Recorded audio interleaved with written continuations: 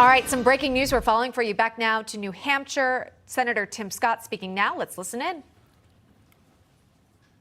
Yes, ma'am. Obviously, we're here in New Hampshire where, that whoever wins would have to draw on independents. Can you talk a little bit about sort of what you would see as your path in terms of broadening the appeal of the Republican Party and bringing back some of those voters who were alienated by President Trump? I started a Faith in America tour just a few months ago because I thought it was really important for us to restore faith in each other.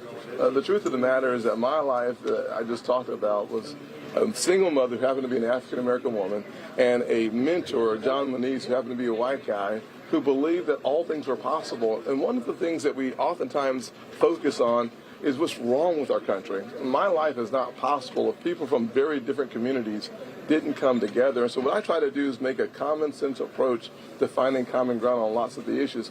As an example, as a guy who helped write the Tax Cuts and Jobs Act, one of the things I focused on was single mothers like the one that raised me. In today's society, they make about $40,000 a year. It's hard to support a family, so we increased the individual deduction to $9,800 or so, about $10,000. We reduced their taxes by 73%.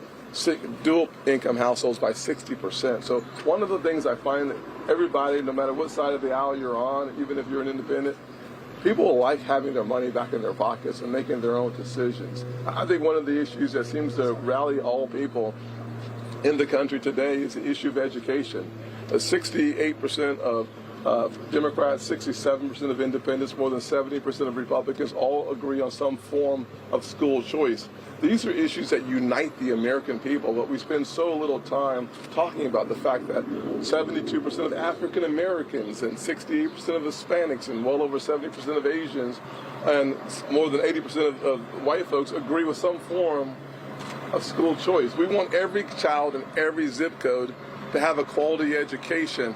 That is so important, and we're seeing that rallies people together. So when you're talking about winning voters who are not necessarily affiliated with either party, let's just have an American conversation, not a red one or a blue one, but a red, white, and blue one. And the Republican primary is so dominated by a former president.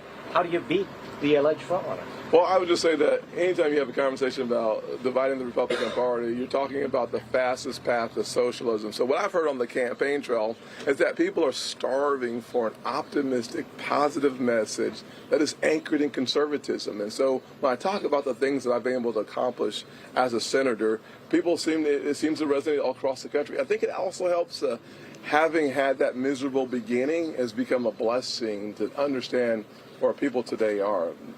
48% of Americans don't have $1,000 in their savings accounts. When there's a crisis, like gas going up 40%, it's a crisis for these folks. So having lived on that side of the tracks gives me the ability to have a conversation about where people are today because I've lived that life. And I will simply say that creating pathways for the average person to experience their version of the American dream is something we should all strive to do. Senator, your colleague in the Senate, Lindsey Graham, Senator.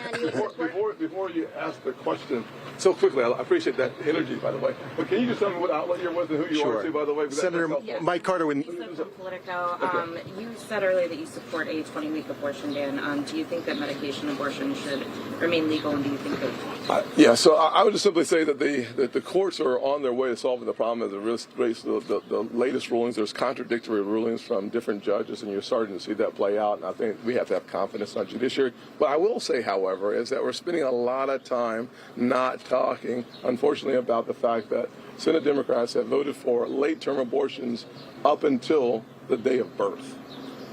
We're talking about allowing for abortions to happen based on race or gender or kids that have disabilities. So while we're having a conversation about the restrictions that are necessary, we're allowing the states to make decisions, but can we really not be in the category with China and North Korea as it relates to abortion? Yes, sir. Would you support a federal ban on abortions? I would simply say that the fact of the matter is when you look at the issue of abortion, one of the challenges that we have, we continue to go to the most restrictive conversations without broadening the scope and taking a look at the fact that I'm 100% pro-life. I never walk away from that. But the truth of the matter is that when you look at the issues on abortion, I start with the very important conversation I had in a banking hearing when I was sitting in my office and listening to Janet Yellen, the Secretary of the Treasury, talk about increasing the labor force participation rate for African American women. who are in poverty by having abortions. I think we're just having the wrong conversation. I ran down to the banking hearing to see if I heard her right. Are you actually saying that a mom like mine should have an abortion so that we increase the labor force participation rate? That just seems ridiculous to me. And so I'm going to continue to have a serious conversation about the issues that affect the American people. I'm going to start by pointing out the absolute hypocrisy of the left on one of the more important issues. What do you say to conservative senator who want a clear message on that, though? I'm sorry? Shelby with Semaphore. Hey, Shelby. All right, if you guys can hear me on National Report, you have Senator Tim Scott here in Manchester, New Hampshire. We asked him, does he support a federal ban on abortions? Senator, I'm willing to go to that further step right now. Senator Lindsey Graham, his colleague in the Senate for South Carolina, supports a 15-week ban on abortions. Right now, still haven't gotten any clear definition from Senator Tim Scott on where he stands on the issue. I'm going to stay with him and ask him a few more questions, see if and when, what it will take for him to run for president, and what he's going to plan on doing here in the Granite State, what he's looking to accomplish. Back to you guys. Thank you, Mike Carter. Appreciate you asking those questions.